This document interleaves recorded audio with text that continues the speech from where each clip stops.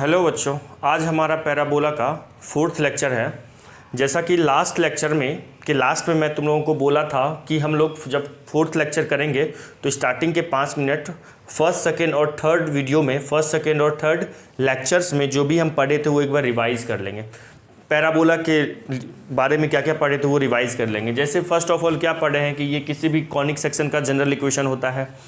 ये पैराबोला कब होता था? फर्स्ट कंडीशन होना चाहिए del not equal to zero होना चाहिए, डेल जीरो के इक्वल नहीं होना चाहिए, पहला कंडीशन था। और H square equal to A B होना चाहिए। ये किसका कंडीशन है? ये पैराबोला होने का कंडीशन है इसके कॉनिक का, जहाँ की डेल की वैल्यू क्या होती थी? ए बी सी डायगनली रखते हैं, बी के साइड एफ बॉयफ्रेंड, बी है फिर नीचे ये बॉयफ्रेंड हो गया, बॉयफ्रेंड है तो गर्लफ्रेंड, जी एफ, फिर यहाँ एफ आया तो जी। देखो ये दो इतना प्लेस बचा है, अब जी कहाँ पे आना चाहिए? यहाँ आना चाहिए। जो भी जगह बचता था वहाँ पे एस डालेंगे, ठीक है ना। ये डेल की वैल्यू होती थी। तो कि कोई भी कॉनिक का जो जनरल इक्वेशन होता है वो पैराबोला को कब रिप्रेजेंट करता है? जब डेल की value not equal to zero होती है और H square equal to A B होता है। देखो जब हम लोग पेयर ऑफ स्ट्रेट लाइन में ये देखा जाता है, जब ये डेल नॉट जीरो होने का मतलब होता है फोकस डायरेक्ट्रिक्स पे लाइन नहीं करना। वैसे ये तो हम लोग इतना डीप में नहीं देखें, अभी फिलहाल आप इतना जानो del not equal to zero होता था, ये पढ़े हुए थे, ठीक है। और क्या पढ़े थे कि 4 स्टैंडर्ड फॉर्म पढ़े थे पैराबोला। अच्छा, पैराबोला का डेफिनेशन क्या देखे थे? एक फिक्स्ड लाइन होता था, एक मूविंग पॉइंट होता था और एक फिक्स्ड पॉइंट होता था। अगर मैं इसको फोकस बोल दूं तो पी एफ और पी एम इक्वल होना चाहिए। देखने में तो लग नहीं रहा इक्वल, ये पी एफ और पी एम क्या होना चाहिए था? अभी लिखना कुछ भी नहीं है बच्चों, ठीक है। पी एफ और पी एम क्या होगा? इक्वल होगा। और ये कांस्टेंट मतलब रेशियो कांस्टेंट, और इस कांस्टेंट रेशियो का वैल्यू 1 होना चाहिए, तभी तो ऐसा होगा। P F equal to P M होगा। इस रेशियो को सेंट्रिसिटी बोलते हैं। और अगर तो पैराबोला के केस में रेशियो देखिए क्या आ रहा है? 1 आ रहा है। इट मीन्स सेंट्रिसिटी की वैल्यू क्या होती है? पैराबोला के केस में 1 होती थी। ये देखे थे। फिर और क्या देखे थे हम लोग? 4 Y square equal to plus minus 4ax हो, या X square equal to plus minus 4ay हो। ये 4 स्टैंडर्ड फॉर्म होते हैं पैराबोला के, एक right word, left word, upward और डाउनवर्ड। ये देखे थे। इन पैराबोला के लिए हम लोग कुछ स्टैंडर्ड टर्म्स जैसे focus, directrix, latus rectum, axis, tangent at vertex find out किए थे, जो एक टेबल से पढ़े थे। आई होप आप लोगों को टेबल पता होगा, याद होगा, ठीक है। ये देखे थे। और लास्ट लेक्चर में हम लोगों ने क्या देखा था? अच्छा, सेकेंड लेक्चर के लास्ट में क्वेश्चन किए थे कि जब फोकस दिया होता है पैराबोला का और डायरेक्ट्रिक्स दिया होता था तो पैराबोला का इक्वेशन निकालिए। तो उसमें हम लोग कैसे निकाले थे पैराबोला का इक्वेशन? वहाँ पे हम लोगों ने क्या किया था? डेफिनेशन अप्लाई कर दिया था। P F equal to P M apply कर दिया था, चाहे आप वहाँ पर अगर हम एस माने होंगे तो P H equal to P M होगा। ये अप्लाई कर दिए थे और पैराबोला का इक्वेशन आ गया था। ये सेकेंड लेक्चर के लास्ट में देखे थे, ठीक है। उसके बाद एक नोट किए थे, सेकेंड लेक्चर के लास्ट में एक नोट में पढ़े थे कि अगर कोई भी जनरल इक्वेशन ऑफ कॉनिक लिखा हुआ है, अगर वो पैराबोला होगा, जनरल इक्वेशन ऑफ कॉनिक लिखा है, अगर मुझे कोई बता दे कि ये पैराबोला है, अगर मान लो ये लिखा इस फॉर्मेट में कुछ भी इक्वेशन लिखा हुआ है और सामने वाला आके बता दे पैराबोला है, अगर वो पैराबोला होगा तो डेफिनेटली जो सेकेंड डिग्री टर्म होंगे जनरल इक्वेशन के, वो हमेशा एक परफेक्ट स्क्वायर बनाएगा। आप नहीं आ रहा है, याद आ रहा है तो लास्ट के सेकेंड लेक्चर के लास्ट में मेरे ख्याल से वहाँ पे है, तो तुम लोग वहाँ पे जाके देख लो, वहाँ पे समझ में आ जाएगा। ये था, ठीक है। और लास्ट वीडियो में हम लोगों ने क्या किया था? पैराबोला का कुछ 4 क्वेश्चन लिए थे, जिसमें 2 किए थे, एक का हिंट दिया था मैं तुम लोगों को। 2 कैसा क्वेश्चन था जिसमें या तो सिर्फ एक्स स्क्वायर था या तो सिर्फ वाई स्क्वायर था, ऐसे क्वेश्चन थे, ठीक है ना। मतलब जिसमें पैराबोला के एक्सिस और टेंजेंट एट वर्टेक्स और डायरेक्ट्रिक्स कोऑर्डिनेट एक्सिस के पैरेलल होगा। ऐसे पैराबोला के लिए हम लोग axis, tangent at vertex, directrix, length of latus rectum, equation of latus rectum वगैरह फाइंड आउट करना सीखे थे। आ रही है बात समझ में? तो आज के क्लास में हम लोग भी क्वेश्चन ही बस करने वाले हैं, जिसमें आपको देखो, जैसे मान लो पैराबोला का इक्वेशन में निकालने दूँ आपको, तो आप कहोगे सर मुझे क्या दे दो? आप फोकस दे दो और डायरेक्ट्रिक्स दे दो, फोकस दे दो और डायरेक्ट्रिक्स दे दो, मैं P F upon P M equal to 1 apply करके निकाल लूँगा, ठीक है। जैसा क्वेश्चन हम लोग सेकेंड लेक्चर में किए भी थे। आज के लेक्चर में आपको क्या होगा? दे देगा या तो वर्टेक्स दे देगा, मान लो कि पैराबोला है, इस टाइप का पैराबोला है, ठीक है। ये एक्सिस हो गया, ये टीवी हो गया, ये एक्स एक्सिस वाई एक्सिस मत देखो, ये टीवी है, vertical line tangent at vertex है, और ये एक्स एक्सिस है। तो इस क्लास में क्या करेगा आपको मैं करवाऊंगा कि मान लो आपको फोकस दे देगा और वर्टेक्स दे देगा, तो पैराबोला का इक्वेशन कैसे फाइंड आउट करना है, या फोकस दे देगा डायरेक्ट्रिक्स तो दे देगा, तब तो आसान ही है। फोकस दे दिया, वर्टेक्स दे दिया, या वर्टेक्स दे दिया, डायरेक्ट्रिक्स दे दिया। तो ऐसे क्वेश्चंस को कैसे करेंगे, क्या करेंगे आज की क्लास में?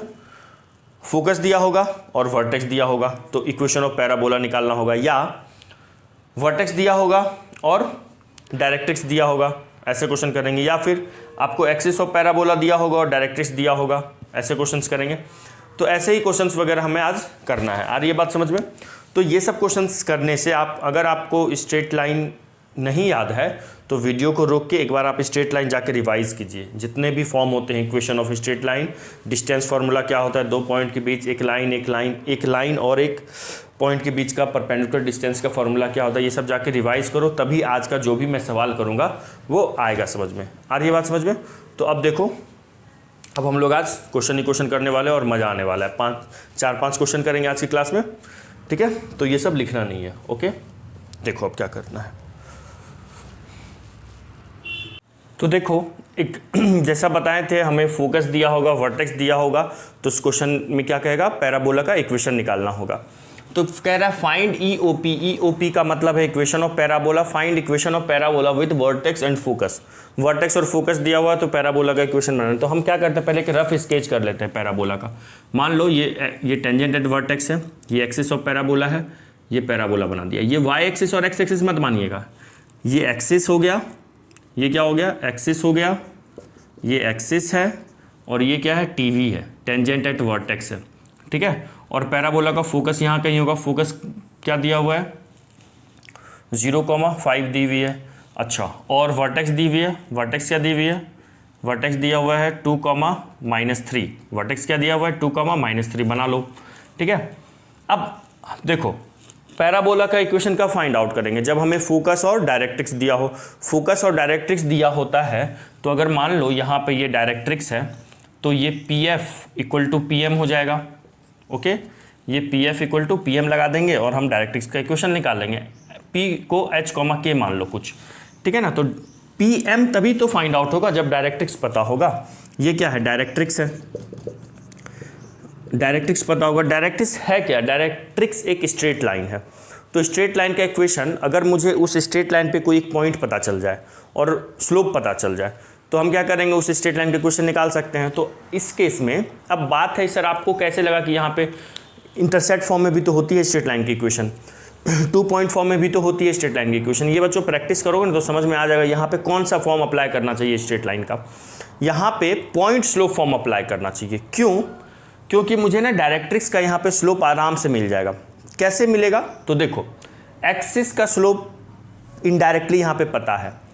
तो एक्सिस डायरेक्ट्रिक्स पे क्या होती है, परपेंडिकुलर होती है। एक्सिस टेंजेंट एट वर्टेक्स पे भी परपेंडिकुलर होती है, टीवी पे भी एक्सिस परपेंडिकुलर होती है और डायरेक्ट्रिक्स पे भी होती है। अगर एक्सिस का स्लोप पता है तो डायरेक्ट्रिक्स का भी स्लोप पता है, ठीक है। कैसे? क्योंकि अगर 2 लाइन परपेंडिकुलर होते हैं तो उनके स्लोप का मल्टीपल -1 के इक्वल होता है। इसमें अगर एक अननोन होगा और दूसरा अननोन होगा तो हम, अगर मान लो M1 पता है, M2 नहीं पता है तो M2 निकाला जा सकता है। डायरेक्ट्रिक्स का स्लोप मान लो, इसकी स्लोप मान लीजिए, इसकी स्लोप आप M2 मान लो, ठीक है। और एक्सिस का स्लोप M1 मान लो, ठीक है। तो M1 पहले फाइंड आउट करो। देखो तो M1 क्या है, एक्सिस का स्लोप है और एक्सिस देखिए किसी भी 2 पॉइंट से पास कर रहा है तो 2 पॉइंट से पास करने वाले लाइन का इक्वेशन स्लोप कैसे निकालता है। अगर मान लो वो पॉइंट x1 y1 और x2 y2 है तो y1 - y2 और अपॉन x1 - x2, तो क्या लगाएंगे, y1 - y2 upon x1 - x2। ये 2 पॉइंट से जाने वाले स्ट्रेट लाइन का स्लोप होता है। तो यहाँ पे किसी एक को y1 y2 मान लो और एक यहाँ पे देखो, जैसे मान लो पहले वाले को मैं x1 y1 मान लिया, इसको x2 y2 मान लिया, तो y1 - y2 कर सकते हो या y2 - y1 कर सकते हो। तो y1 - y2 -3 -5 हो गया, y2 5 था तो -5 और x1 - x2 तो ये हो गया 2, 0। तो m1 की वैल्यू आ गई -4/2 दैट इज़ -2, -8 होगा ना, मतलब -4। m1 की वैल्यू कितनी आ गई, -4। तो m1 × m2 इक्वल टू -1 होती है। तो m1 की वैल्यू कितना, -4 निकाले हुए हैं और m2 की वैल्यू तो फाइंड आउट करना है। m2 है क्या, स्लोप ऑफ डायरेक्ट्रिक्स है, तो m2 फाइंड आउट कर लेते हैं, इक्वल टू -1। तो m2 की वैल्यू आ गई 1/4। तो ये क्या आ गया बच्चों, ये आ गया स्लोप ऑफ डायरेक्ट्रिक्स आ गया, ठीक है। m2 आ गया, स्लोप ऑफ डायरेक्ट्रिक्स आ गया। अब डायरेक्ट्रिक्स पर एक स्ट्रेट लाइन, एक पॉइंट पता कीजिए, ठीक है। फिर क्या करेंगे, पॉइंट स्लोप फॉर्म लगा के डायरेक्ट्रिक्स का तो पहले इक्वेशन निकाल लेंगे। तो पॉइंट स्लोप फॉर्म लगाओ, पहले पॉइंट फाइंड आउट करो। देखो इस पैराबोला पे कहीं पे भी कोई पॉइंट लो, कहीं पे भी कोई पॉइंट लोगे ना, तो जैसे मान लो यहाँ पे पॉइंट लिया, तो इस पॉइंट का फोकस से जितना डिस्टेंस होगा ना, उतना ही डिस्टेंस इस पॉइंट का डायरेक्ट्रिक्स से होगा। कहीं पे भी कोई भी पॉइंट ले लीजिए, अगर मैं वो पॉइंट यहाँ वर्टेक्स पे ले लूँ, तो वर्टेक्स का जो डिस्टेंस फोकस से होगा वही वर्टेक्स का डिस्टेंस डायरेक्ट्रिक्स से होगा। हमेशा परपेंडिकुलर डिस्टेंस देखना है पॉइंट और लाइन के केस में, पॉइंट और लाइन के केस में परपेंडिकुलर डिस्टेंस देखना है, मीन्स शॉर्टेस्ट डिस्टेंस देखना है। तो अगर मान लो इस पैराबोला पे कहीं पे भी कोई भी पॉइंट होगा, उस पॉइंट का डिस्टेंस फोकस से उतनी ही होगी जितनी उस पॉइंट की डिस्टेंस डायरेक्ट्रिक्स से है। तो अगर वो पॉइंट मान लो वर्टेक्स पे है, तो वर्टेक्स से एफ का डिस्टेंस और वर्टेक्स से इस पॉइंट का डिस्टेंस, इसको एन मान लो, सेम होगा, और एन को आप मान लो x1 y1 है। तो यहाँ से ये पता चल रहा है, अगर ये डिस्टेंस देखो वी एफ और वी एन सेम है, तो ये जो v होगा ये n और f का मिड पॉइंट होगा। v क्या होगा, n और f का मिड पॉइंट होगा। मतलब देखो अपने पास एक जगह n है, यहाँ v होगा, यहाँ f होगा, ये n है, n तो पता नहीं है, n क्या है, x1 y1 है, ठीक है, और f क्या है 0,5 है, और v क्या है, v है 2,-3 है। तो अपने को n निकालना है, तो मिड पॉइंट क्या कर जानते कंडीशन मिड पॉइंट थ्योरम से, x1 plus x2 0/2 equal to mid point का x कोऑर्डिनेट होता है 2, तो x1 की वैल्यू यहाँ से 4 आ गई। आई बात समझ में, आगे आ जाओ। y1 प्लस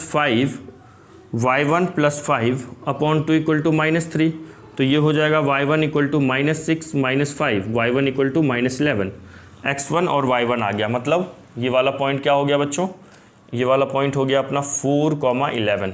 आई बात समझ में, ठीक है। अब चलते हैं इक्वेशन ऑफ डायरेक्ट्रिक्स पे। कहाँ चलना है, इक्वेशन ऑफ डायरेक्ट्रिक्स पे। तो डायरेक्ट्रिक्स के इक्वेशन पे चलेंगे तो अपने को क्या पता है, पॉइंट पता है जिस पॉइंट से पास कर रही है, और स्लोप पता है।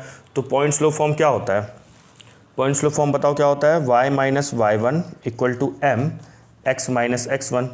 तो y माइनस y1 क्या है, -11 है ना, यहाँ 11 लिख दिया मैं, -11। तो y minus of -11 equal to m slope कितना है 1/4 x माइनस x1 तो 4 है ना, हाँ x1 4 है। तो ये क्रॉस मल्टीप्लाई कर दो, ये हो जाएगा 4y प्लस 44, आप करके देखना 4y ये माइनस माइनस प्लस हो जाएगा, इक्वल टू x माइनस 4। तो ये हो गई x minus 4y minus 48 equal to 0। ये क्या आ गई बच्चों, ये डायरेक्ट्रिक्स की इक्वेशन आ गई, ये डायरेक्ट्रिक्स की इक्वेशन आ गई। यहाँ तक कीजिए, फिर आगे बताते हैं, लिखिए यहाँ तक। तो देखिए नाउ इक्वेशन ऑफ पैराबोला। अब क्या करेंगे, इक्वेशन ऑफ पैराबोला निकालेंगे। फोकस पता है और डायरेक्ट्रिक्स पता है, तो फोकस और डायरेक्ट्रिक्स पता है, तो P F equal to P M apply कर सकते हैं और इक्वेशन ऑफ पैराबोला आ जाएगा। तो P F equal to P M होगा, तो पी एफ मतलब दो पॉइंट के बीच के डिस्टेंस का फॉर्मूला लगा दिया। और पी एम देखो, पी मान लो h, k है, ये जो मूविंग पॉइंट है ना, जिसका भी लोकस निकालना होता है उसको h, k मान लिया करो, ठीक है ना। तो ये h, k है, इसका डिस्टेंस इस लाइन से निकालना है, तो ये इस लाइन का इक्वेशन क्या है, ये लिखा हुआ है x minus 4y minus 48 equal to 0।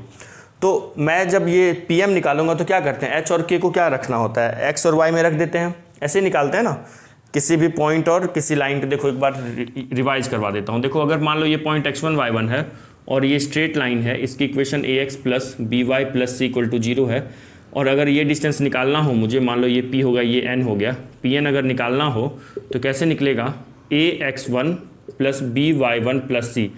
जो गिवन पॉइंट है जिससे डिस्टेंस निकालना है उसको रख दीजिए उस लाइन के इक्वेशन में, upon under root a² plus b²। वही मैं यहाँ पे अप्लाई किया हूँ बच्चों। तो यहाँ पे क्या हो गया है बताओ, यहाँ पे हो गया है ये h और k को मैं xy में रख दिया, hk को xy में रख दिया, और फिर under root a² plus b²। a क्या है देखो, x का कोफिशिएंट a 1² और b क्या है -4, y का कोफिशिएंट -4 है, तो 4 का होल स्क्वायर हो गया, ठीक है। अब इसको सॉल्व करना है, यहाँ पे a माइनस बी का होल स्क्वायर लगा देना है, और यहाँ पे a plus B plus C का होल स्क्वायर लगाना है, ठीक है। तो यहाँ तक आप पहले लिखे थे, अब पहले इसको लिख लीजिए, फिर इसके आगे बताता हूँ। तो देखो यहाँ पे इतना आ चुका है हमारा। अच्छा, स्क्वायरिंग बोथ साइड करेंगे तो ये रूट 17 हो जाना चाहिए, तो ये 17 हो जाएगा, ठीक है ना। स्क्वायरिंग बोथ साइड करने पे रूट 17 बन जाएगी, ठीक है। नाउ अब देखो क्या करेंगे, ये h² हो गया, फिर इसमें a माइनस बी का होल स्क्वायर लगा दिए, a square plus B square minus 2ab। Now इधर कुछ नहीं किया हूँ मैं, ठीक है ना। और जब इनको सॉल्व करोगे ना आप, तो आपके पास कुछ ऐसा इक्वेशन आएगा, ठीक है, एच और के में, ठीक है। फिर बाद में क्या करेंगे, आफ्टर दैट जब आंसर बताएंगे तो हम इनको लिख देंगे, एच को आप एच को क्या करो, रिप्लेस कर दो एक्स से, और के को रिप्लेस करना है वाई से, ठीक है। जो पी का एक्स कोऑर्डिनेट हम एच माने हुए थे और वाई कोऑर्डिनेट हम के माने हुए थे, इसलिए एक्स को एच को एक्स से और के को वाई से रिप्लेस कर देंगे। तो ये 16x square plus Y square plus 8 into X Y plus 96x minus 554y minus 1879 equal to 0। देखो बच्चों, इसको कैसे ओपन करेंगे, अगर आपको ये पता नहीं कि सर इसको कैसे ओपन किए होंगे, मैं इसको सॉल्व करके डायरेक्ट आंसर बताया हूँ आपको। तो देखो इसको कैसे ओपन किया गया होगा, ये जो लिखा हुआ है, ठीक है, इसको कैसे ओपन किए हुए हैं देखिए। यहाँ पे ना a plus B plus C का होल स्क्वायर का फॉर्मूला अप्लाई हुआ है, इधर से लिखता हूँ, ठीक है। क्या अप्लाई हुआ है, a plus B plus C के होल स्क्वायर का formula, identity a square plus B square plus C square, okay. a plus B plus C का होल स्क्वायर का आइडेंटिटी क्या होता है, a square plus B square plus C square plus 2ab plus 2bc plus 2ca। अब doubt आएगा sir यहाँ पे तो a plus B plus C, b और c सब प्लस में है, यहाँ तो b और c निगेटिव में है। तो उसको क्या करो, जब उसको ओपन करोगे तो h प्लस कर देना और b को आप -4k मानना है, b को 4k नहीं मान के -4k मान लो। c के केस में क्या करो, -48 ब्रैकेट में लिख दो, ठीक है। अब इसको यहाँ से ओपन करोगे और फिर सॉल्व करोगे तो आपका ऐसा कुछ आंसर आएगा, h और k में फिर उसको h को x से और k को y से रिप्लेस करना है, आंसर आपका ये होगा। आई बात समझ में, ठीक है, मैं लिख दिया, आप करो, तुम लोगों को करना है, ठीक है ना। कैलकुलेशन स्ट्रांग होगा इससे, ये नहीं कि डायरेक्ट आंसर लिख देंगे। इसको ओपन करना, सॉल्व करके देखना आंसर आ रहा है कि नहीं आ रहा है। ये लिख लीजिए, आप वीडियो को पॉज करके ये पूरा कीजिए। उसके बाद एक मैं question homework as a homework दे दूंगा, जिसमें फोकस पता होगा और वर्टेक्स पता होगा, आपको करके आना है, ठीक है। लिखिए इसको। तो देखो लास्ट क्वेश्चन जैसे किए है ना, वैसा ही ये है, find equation of parabola with vertex and focus. Vertex दिया हुआ है और फोकस दिया हुआ है, तो क्या करना है, इनका इक्वेशन ऑफ पैराबोला निकालना है। जैसे लास्ट क्वेश्चन में अप्लाई किए थे कंसेप्ट, सेम कंसेप्ट इसमें अप्लाई करके इसका आंसर निकाल लोगे, ओके। अच्छा, इसका मैं अभी आंसर बता रहा हूँ आपको, होमवर्क करोगे, आंसर बता देता हूँ। जैसे मान लो लास्ट क्वेश्चन में अभी जो लास्ट क्वेश्चन किए थे, जिसका वर्टेक्स और फोकस दिया हुआ था, तो अगर मैं इसका रफ स्केच बनाऊं तो देखो कैसा बनेगा। ये y एक्सिस हो गया, ये x एक्सिस हो गया, 0,5 कहाँ पे होगा, y एक्सिस पे होगा, पॉजिटिव y एक्सिस पे, यहाँ पे कहीं पे मान लो फोकस है, कहाँ पे, 0,5 पे। और वर्टेक्स क्या लिखा हुआ है, 2,3, मतलब 2,3 यहाँ पे कहीं मान लो है, 2,3। ये क्या है, वर्टेक्स है, ये फोकस है, ये वर्टेक्स है, ये फोकस है। तो एक्सिस के कैसा होता है, इन दोनों को लाइन को मिलाने वाले, इसको एक्सिस बोलते हैं। तो पैराबोला कैसा बनेगा, पैराबोला कुछ इस टाइप का बनता हुआ दिखेगा। अच्छा, इसको नीचे लिखता हूँ, रुको। पैराबोला कुछ ऐसा बनता हुआ दिखेगा, ठीक है। ये वर्टेक्स लिखा हुआ है, ये वर्टेक्स ऐसा होगा। ये ना तो हॉरिजॉन्टल है ना वर्टिकल है, ये क्या है, इंक्लाइंड। जैसे समझाने के लिए मैं ये टर्म यूज़ करता हूँ, इंक्लाइंड पैराबोला बोलो। देखो टेढ़ा पैराबोला है। देखो जैसे मान लो हम लोग जो भी पढ़े हैं ना, राइट वर्ड होता है या लेफ्ट वर्ड होता है या अपवर्ड होता है या डाउनवर्ड होता है। हाँ, उसका फोकस वर्टेक्स कहीं भी हो जाए, लेकिन उनके जो एक्सिस होते हैं ना, एक्सिस और डायरेक्ट्रिक्स, वो कोऑर्डिनेट एक्सिस के पैरेलल ही हुआ करते थे। बट यहाँ पे क्या है, देखो इनके एक्सिस क्या है, एक्स एक्सिस से कुछ एंगल बना रहा है, एक्स एक्सिस के पैरेलल नहीं है। और अगर मैं डायरेक्ट्रिक्स की बात करूँ, डायरेक्ट्रिक्स मान लो यहाँ पे कहीं पीछे होगा, ये अगर डायरेक्ट्रिक्स है तो ये भी देखो वाई एक्सिस के पैरेलल नहीं है, ना ही एक्स एक्सिस के पैरेलल है। तो इसको मैं समझाने के लिए तुम लोगों को ना बोला करूँगा टेढ़ा वाला पैराबोला, ये इंक्लाइंड पैराबोला बोला करूँगा, ठीक है। तो वहाँ पे आप रिलेट कर लेना समझाने का मतलब क्या है। आ रही है बात समझ में, तो ये हो गया। अच्छा, अब मैं इसका आंसर लिख देता हूँ, ये जो होमवर्क है इसका आंसर लिख देता हूँ। तो इस वाले का आंसर क्या लिखा हुआ है, 2x माइनस वाई का होल स्क्वायर। देखो जो भी इसके सेकेंड डिग्री टर्म होंगे ना, उनका ये परफेक्ट स्क्वायर बना के लिख दिया है, 2x माइनस वाई का होल स्क्वायर। और ये 4 कॉमन वगैरह लेके ये आप करना, आंसर आ जाएगा। आई बात समझ में। चलो अब दूसरे टाइप का क्वेश्चन करते हैं, यहाँ तक लिख लीजिए, पहले इसको बना लीजिए, ये रफ स्केच कर लीजिए। आप जब इस क्वेश्चन को करेंगे ना, तो इनका भी रफ स्केच कर लोगे। वैसे तो रफ स्केच अभी भी कर सकते हैं, वर्टेक्स दिया है, फोकस बना है, तो आराम से निकाला जा सकता है, रफ स्केच बनाया जा सकता है, ठीक है। अच्छा देखो, कभी कभी क्या पूछता है, लेटेस्ट रेक्टम पूछ देता है, लेंथ ऑफ लेटेस्ट रेक्टम। ऐसा क्वेश्चन देगा, फाइंड इक्वेशन ऑफ पैराबोला दे देगा, वर्टेक्स और फोकस दे देगा, बोलेगा एक पैराबोला का इक्वेशन भी निकालिए और एक्सिस का भी इक्वेशन निकालिए, डायरेक्ट्रिक्स का भी इक्वेशन निकालिए। तो एक्सिस का इक्वेशन निकालना तो आसान है, जैसे मान लो इसी सवाल में दे देता, तो एक्सिस तो 2 पॉइंट से पास कर रहा है, इन दोनों पॉइंट्स में 2 पॉइंट फॉर्म अप्लाई कर दोगे तो एक्सिस का इक्वेशन आ जाएगा। डायरेक्ट्रिक्स का अगर इक्वेशन निकालने बोलेगा तो वो तो निकालना ही पड़ेगा आपको, इक्वेशन ऑफ पैराबोला के लिए वो आ जाएगा। लेकिन अगर लेटेस्ट रेक्टम पूछ देगा, लेंथ ऑफ लेटेस्ट रेक्टम अगर पूछ देगा, तो वहाँ पे लेंथ ऑफ लेटेस्ट रेक्टम बच्चों ना 4a होता है, ठीक है। अब देखो यहाँ से कैसे निकालेंगे लेंथ ऑफ लेटेस्ट रेक्टम, अगले सवाल में मैं करवा देता हूँ। तो जैसे मान लो हमारा था y² = 4ax था, तो ये लेंथ ऑफ लेटेस्ट रेक्टम था। तो a क्या होता था, ये इस टाइप का पैराबोला है, तो a ये वर्टेक्स होता था, ये फोकस होता था, फोकस की कोऑर्डिनेट a, 0 होती थी ना, तो वर्टेक्स और फोकस के बीच के डिस्टेंस को a बोलते थे वर्टेक्स और फोकस के बीच के डिस्टेंस को a। तो आपको वर्टेक्स पता है और फोकस पता है, अगर आप वर्टेक्स और फोकस के बीच का डिस्टेंस निकाल दो 2 पॉइंट फॉर्म अप्लाई करके, 2 पॉइंट के बीच का डिस्टेंस फॉर्मूला अप्लाई करके, तो आप क्या करोगे, VF निकाल देना। VF का मतलब वर्टेक्स और फोकस के बीच की डिस्टेंस, ये जो भी आएगी उसको 4 से मल्टीप्लाई कर देना, तो आपका ना 4a आ जाएगा, मतलब vertex length of latus rectum आ जाएगा।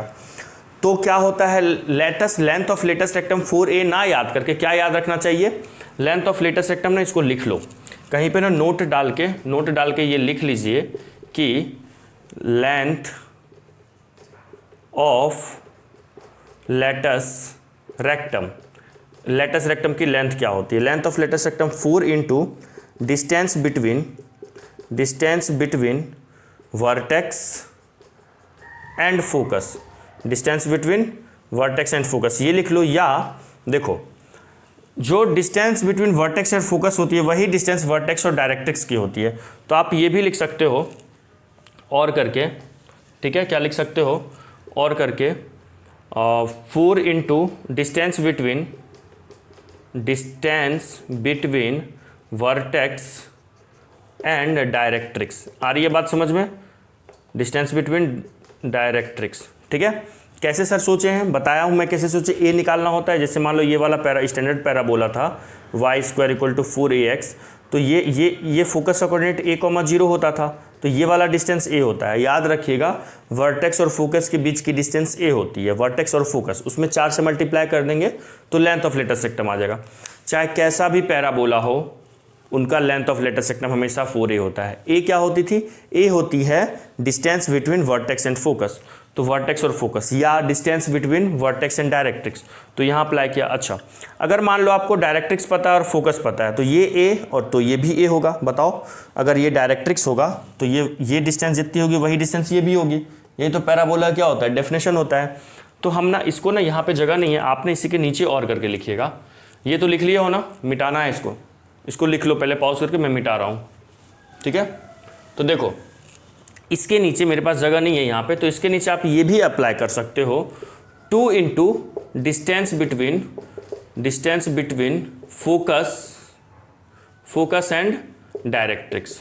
आ रही है बात समझ में, 2 into distance between focus and directrix, ये भी। तो आपको अगर सुनो, अगर फोकस और वर्टेक्स पता है तो ईजिली हम लेटेस्ट रेक्टम का लेंथ निकाल सकते हैं, या वर्टेक्स और डायरेक्ट्रिक्स पता है तो भी इजीली निकाल सकते हैं, या फोकस और डायरेक्ट्रिक्स पता है तो भी निकाला जा सकता है। आ रही है बात समझ में। तो ये कंसेप्ट आपको काफ़ी ज़्यादा हेल्पफुल होगा आगे चलकर, तो इसको नोट करके लिख लेना है ध्यान में एकदम। देखो, 2 कलर का पेन रखा करो, एक ब्लू और एक रेड रखा करो, ठीक है ना। तो रेड से इसको क्या करो, बाउंड्री बना दो नोट करके। देखो, नेक्स्ट क्वेश्चन कह रहा है, find equation of parabola, FP होगा ना, find equation of parabola whose focus is 4, -3 and vertex is 4, -1। अब बात आती है, सर पिछला वाला एक क्वेश्चन किए थे और उस पर आप होमवर्क दे दिए एक, फिर ये क्यों कर रहे हैं हम लोग। सेमी को तो क्वेश्चन होगा फोकस और वर्टेक्स दिया हुआ है, ठीक है, यहाँ भी फोकस और वर्टेक्स दिया हुआ था, तो इसमें डिफरेंस क्या है। तो देखो, एक मज़ेदार कंसेप्ट यहाँ पे बताऊँगा, डिफरेंस क्या है। आपको जब भी ऐसा क्वेश्चन देना, कभी भी पैराबोला, और देखो ये जेई के लिए बच्चों के लिए बता रहा हूँ, ठीक है ना, इवन आप 11th के भी बच्चों तो भी अप्लाई कर सकते हो। मेनली जेई के लिए काफ़ी कारगर साबित होने वाला है ये कंसेप्ट। कभी भी वर्टेक्स और फोकस दे दे कभी भी वर्टेक्स और फोकस दे दे पैराबोला का, और पैराबोला का क्या बोले, इक्वेशन फाइंड आउट करने बोलो, तो सबसे पहले क्या करो, वर्टेक्स और फोकस को आप प्लॉट कर लो प्लेन पे, वाई एक्सिस बनाओ, एक्स एक्सिस बनाओ, और रफली मतलब रफ स्केच बनाने का कोशिश करो पैराबोला का, ठीक है। जैसे हम यहाँ पे कोशिश की, इसको मैं मिटाया नहीं हूँ, कारण है इसको डिफरेंस दिखाने के लिए। तो जब मैं इसको बनाऊंगा तो इसको मैं पहले वाई एक्सिस बना लूँगा, फिर एक्स एक्सिस बना लूँगा। तो मेरा वर्टेक्स क्या है, फोकस क्या है, देखिए फोकस है 4,-3, तो फोकस यहाँ पे कहीं होगा, फोकस ये एफ है मान लो, ये क्या है 4,-3, ठीक है। और वर्टेक्स क्या है 4,-1, ये ऊपर कहीं होगा वर्टेक्स, वर्टेक्स क्या है 4,-1। आ रही है बात समझ में? अच्छा थोड़ा ना और इधर करके बनाता हूँ, जगह नहीं है यहाँ पे। ये वाई एक्सिस हो गया, ये सॉरी फोकस ये 1, 2, 3 और 4 मान लो, सॉरी तो 1, 2, 3, 4 ले लिए। तो फोकस क्या है 4, यहाँ पे 1, 2, 3 ले लो, तो फोकस यहाँ पे होगा 4,-3, ये मान लीजिए आपका एफ है, फोकस है। और इधर वर्टेक्स कहाँ पे है 4,-1, तो वर्टेक्स यहाँ पे कहीं होगा, थोड़ा और नीचे ले लो यार, ये मान लो यहाँ पे कहीं थर्ड है, ये आपका फोकस है, और ये क्या है वर्टेक्स है, मान लीजिए वर्टेक्स ऊपर होगा ना, वर्टेक्स का कोऑर्डिनेट 4,-1 है। तो पैराबोला कुछ कैसा बनेगा, ऐसा बनेगा, कंफर्म, ठीक है। बट यहाँ पे एक चीज़ नोटिस करने की बात है, तो जो एक्सिस होगा ना पैराबोला का, तो देखो वो वाई एक्सिस के पैरेलल है। एक्सिस क्या है, देखिए वाई एक्सिस के पैरेलल आएगा, देखो कैसे आ रहा है, क्योंकि जो एक्स कोऑर्डिनेट है वर्टेक्स और फोकस का वो सेम है, वर्टेक्स और फोकस का जो एक्स कोऑर्डिनेट है वो सेम है। जब भी किसी भी दो पॉइंट की एक्स कोऑर्डिनेट सेम होती है, तो अगर उस दोनों पॉइंट को हम मिलाते हैं तो वो हमेशा किसके इक्वल पैरेलल आता है, एक्स एक्सिस के पैरेलल, वाई एक्सिस के पैरेलल आता है। जैसे वाई एक्सिस हो गया एक्स एक्सिस, कोई भी दो पॉइंट ले लो, मान लो एक पॉइंट यहाँ लिया, ये एक्स है और एक्स को सेम रखते हुए ऊपर जाना पड़ेगा, तो ये पैरेलल होगा वाई एक्सिस के। आ रही है बात समझ में? तो यहाँ एक चीज़ क्लिक किया कि ये तो स्टैंडर्ड टाइप का पैराबोला है, यहाँ पे क्या होगा इस पैराबोला में, या तो सिर्फ एक्स स्क्वायर में होगा या तो सिर्फ वाई स्क्वायर में होगा, दोनों नहीं होगा। समझाने के लिए मैं इंक्लाइंड पैराबोला टर्म यूज़ किया हूँ। देखो जैसे ये इंक्लाइंड पैराबोला है, टेढ़ा इंक्लाइंड है, ठीक है ना, एक्सिस से, ठीक है, मतलब इनके एक्सिस और वर्ड एक्सिस डायरेक्ट्रिक्स वगैरह एक्स एक्सिस वाई एक्सिस से इंक्लाइंड है, कुछ एंगल बना रहे हैं, पैरेलल नहीं है। तो इसमें इसका जब आंसर निकाले थे उसमें एक्स स्क्वायर भी था, वाई स्क्वायर भी था, बट इसमें देखो इसका जब आंसर निकालोगे ना आप सिंपल जो भी मेथड में इसका बताया वैसे एक बार करके देखना, या तो सिर्फ एक्स स्क्वायर होगा तो या तो सिर्फ वाई स्क्वायर होगा। वो अब क्या होगा, एक्स स्क्वायर होगा या वाई स्क्वायर होगा, वो भी हम देख के बता सकते हैं।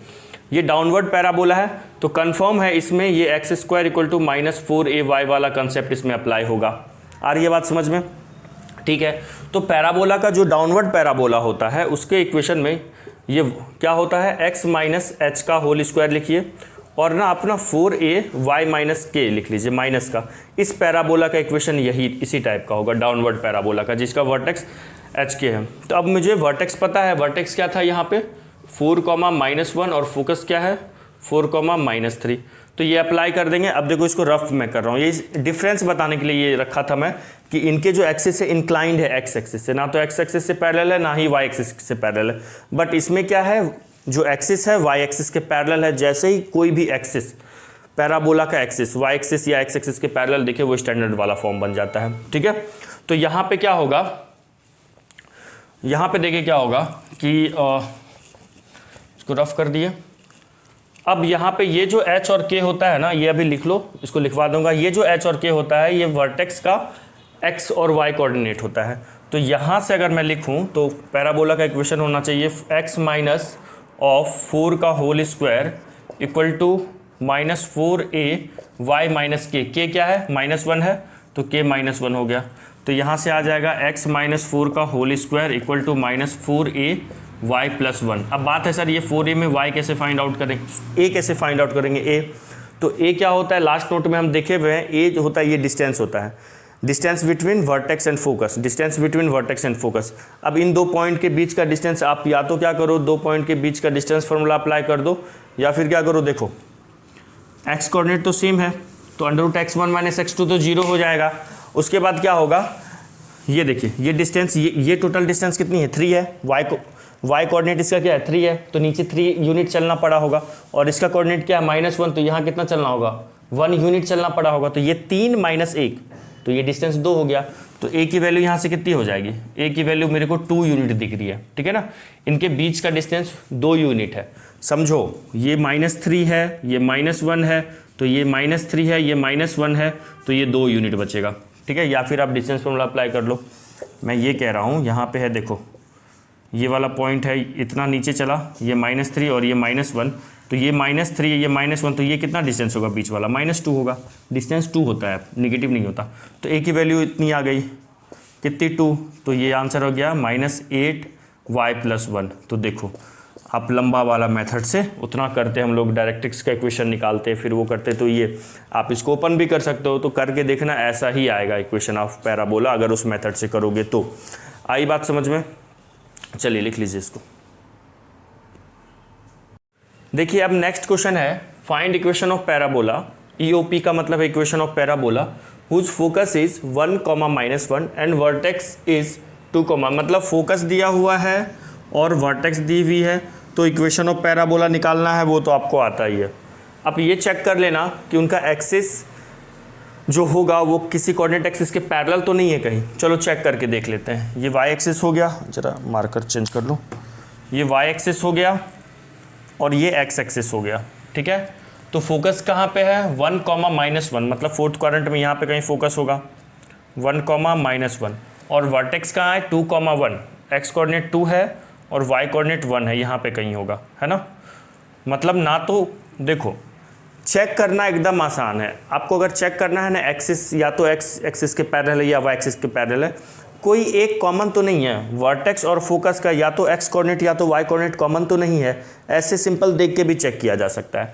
हम आप लोगों को दिखा रहा हूँ, करके बता रहा हूँ, देखो नहीं होगा सेम, पैरेलल नहीं होगा, एक्स एक्सिस के पैरेलल या वाई एक्सिस के पैरेलल, पैराबोला का एक्सिस पैरेलल नहीं होगा। तो देखो यहाँ फोकस है, यहाँ ये क्या हो गया, और ये फोकस हो गया, ये वर्टेक्स हो गया, पैराबोला का ऐसे एक्सिस गुजरेगा, ये पैराबोला का एक्सिस हो गया, ठीक है। तो पैराबोला बनेगा कैसा, फोकस की तरफ ऐसा बनेगा, तो इट मीन्स ये अपना स्टैंडर्ड वाले पैराबोला नहीं है, इसको हम सिंपल मेथड से नहीं कर सकते हैं, वैसे ही करना होगा आपको, ठीक है ना।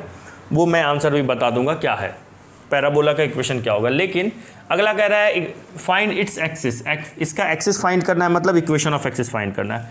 फिर कह रहा है फाइंड लेटस रेक्टम, देखो यहाँ पे लेंथ ऑफ लेटस रेक्टम नहीं लिखा हुआ है क्वेश्चन में, अगर सिर्फ लेटस रेक्टम लिखा हो ना तो समझना है लेंथ निकालना है लेटस रेक्टम का, लेकिन अगर जब भी इक्वेशन निकालना होगा ना तो वो लिख के देगा find equation of latus rectum.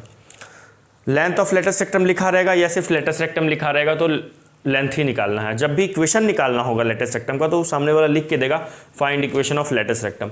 तो यहाँ पे क्या हो गया, अपने को एक्सिस निकालना है, लेटस रेक्टम निकाल लेंगे आप और इक्वेशन ऑफ पैराबोला निकालेंगे। तो पहला काम है, मैं आप लोग को एक्सिस निकाल के दिखाता हूँ। देखो वर्टेक्स दिया हुआ है, वर्टेक्स क्या है 2, 1 है, तो वर्टेक्स और फोकस से गुजरने वाली लाइन की इक्वेशन लिख दीजिए y माइनस इसको आप मान लो x1 y1 और इसको मान लो x2 y2, तो y minus y1 equal to y1 minus y2, 1 minus of -1 + 1 हो जाएगा और 2 - 1 हो गया, ठीक है। और क्या हो गया x माइनस ऑफ x1 क्या लिए हैं 2 लिए हैं।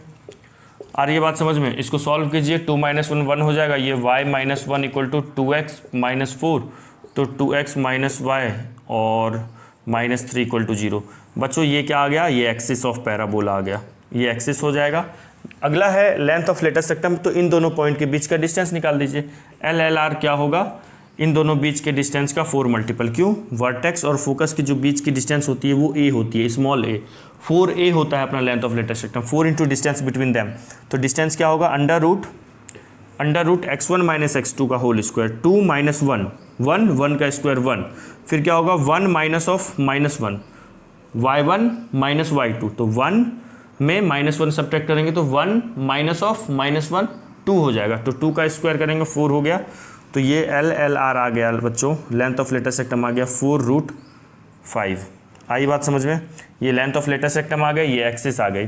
तो ये तो फाइंड आउट करना आसान था। अब मैं आप लोग को ना इक्वेशन ऑफ पैराबोला लिख देता हूँ, वो तुम लोग करके देख लेना, वो होमवर्क रहेगा। ये दो मैं तुम लोग को बताया कि देखो ऐसे भी क्वेश्चन पूछा जा सकता है कि फोकस दे देगा, वर्टेक्स दे देगा, पैराबोला का इक्वेशन तो निकालना ही है, वहाँ से एक्सिस का भी इक्वेशन पूछ सकता है, टीवी का भी इक्वेशन पूछा जा सकता है, इक्वेशन ऑफ लेटस रेक्टम भी पूछा जा सकता है, लेंथ ऑफ लेटस रेक्टम भी पूछा जा सकता है।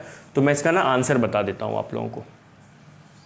तो बच्चों ये आंसर लिखा हुआ है, ये इक्वेशन ऑफ पैराबोला ये आंसर लिखा हुआ है, बाकी का एक्सिस और LLR तो मैं निकाल के दे ही दिया। ठीक है, ये लिख लीजिए, ये कंप्लीट करिए, वीडियो को पॉज करके इसको कंप्लीट कीजिए, ये इक्वेशन निकालिए। अगला क्वेश्चन देखते हैं दूसरे टाइप का।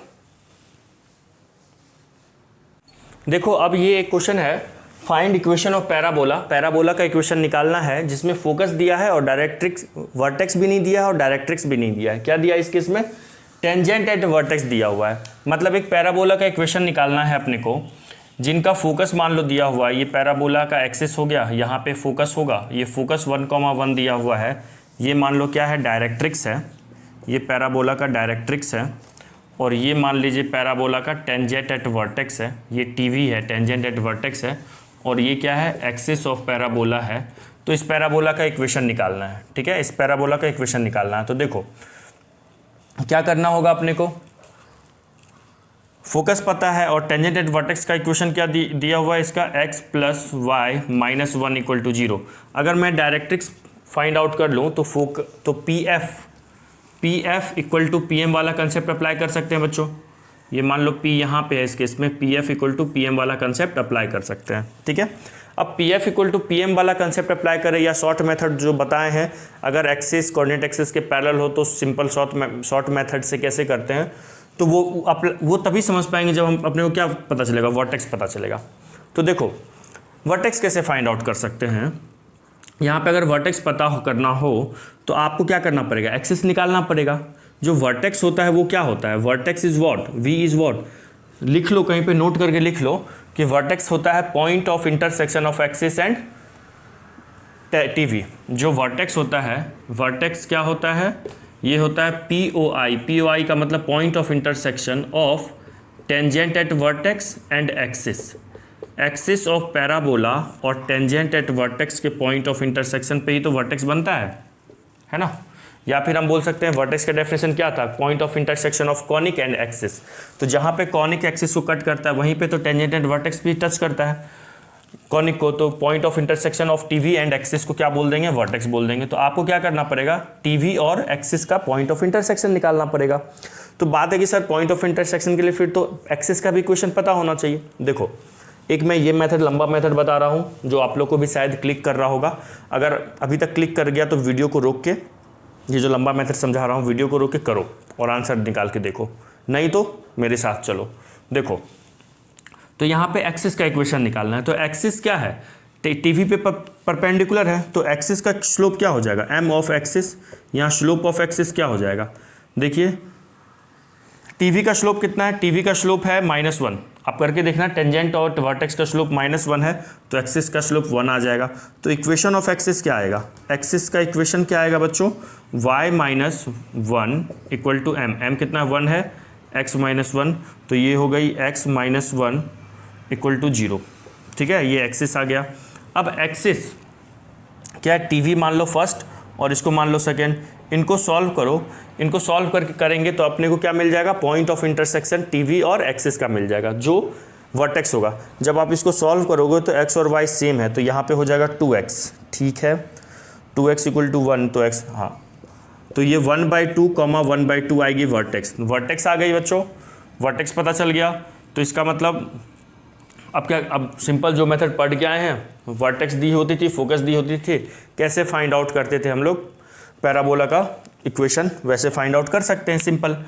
यहाँ पे देखो ना तो वर्टेक्स का और फोकस का एक्स कोऑर्डिनेट ना ही सेम है ना ही वाई कोऑर्डिनेट सेम है। अगर दोनों कोऑर्डिनेट में कोई भी सेम नहीं है तो मतलब ये इंक्लाइंड पैराबोला बनेगा। ठीक है, अपवर्ड, डाउनवर्ड, राइटवर्ड और लेफ्टवर्ड वाला नहीं बनेगा। मतलब ये जो भी पैराबोला बनेगा इनका एक्सिस एक्स एक्सिस और वाई एक्सिस के पैरेलल नहीं होगा, ना तो एक्स के पैरेलल होगा ना ही वाई एक्सिस के पैरेलल होगा। हम ध्यान से सुनना है, अरे बात समझ में, सब सारा कंसेप्ट मैं बताऊंगा। इवन कुछ तो ऐसा लगे कि मैं कुछ बोल रहा हूं जो लिखवा नहीं रहा हूं कुछ अच्छे कंसेप्ट, तो उसको वीडियो को रोक के आप लिख लिया करो उस चीज़ को। ठीक है, तो ये हो गया। नाउ अब इसको तो तुम कर सकते हो, पहली बात है ये कर ली। अब अपने को डायरेक्ट्रिक्स का इक्वेशन निकालना है, तो सेम वही हवा पानी जो बताए हैं, डायरेक्ट्रिक्स का इक्वेशन वैसे ही निकलेगा। कैसे देखो, उसके लिए तो अपने को तो सर ये भी पता, ये वाला पॉइंट पता होना चाहिए। पॉइंट स्लोप फॉर्म लगा देंगे, जो टेंजेंट एट वर्टेक्स का स्लोप है वही इसका होगा, डायरेक्ट्रिक्स का क्यों, क्योंकि ये दोनों पैरेलल होते हैं। तो डायरेक्ट्रिक्स के जो स्लोप होंगे, स्लोप ऑफ m, इसका स्लोप 1 हो जाएगा, क्यों नहीं -1 होगा इसके स्लोप, क्योंकि इसका भी स्लोप -1 है, इसका भी स्लोप -1 होगा। अब आपको करना क्या पड़ेगा, ये वाला पॉइंट फाइंड आउट करना पड़ेगा, ठीक है। ये पॉइंट वही मिड पॉइंट थ्योरम लगा क्या फाइंड आउट कर सकते हो, ठीक है। या फिर एक और कंसेप्ट लगा सकते हो डायरेक्ट्रिक्स का इक्वेशन के लिए, इसके पैरेलल है, अगर दो लाइन पैरेलल होते हैं तो उनका इक्वेशन सेम होता है बट कांस्टेंट टर्म डिफर होता है।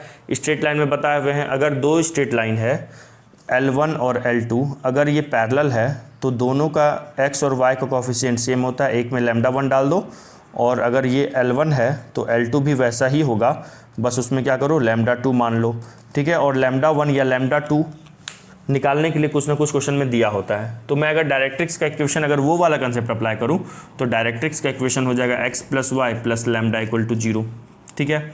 अब है सर लैम्डा कैसे निकालेंगे, लैम्डा फाइंड आउट करने के लिए सोचो कुछ तो दिया होगा, तो ये वाला पॉइंट आप मिड पॉइंट थ्योरम से निकाल लेना। ये वाला पॉइंट देखो, या तो आपको स्लोप पता है, ये पॉइंट पता है तो पॉइंट स्लोप फॉर्म लगा दो, अगर ये वाला पॉइंट पता चल ही गया तो फिर इसको सेटिस्फाई करवा के लैम्डा निकाल सकते हो।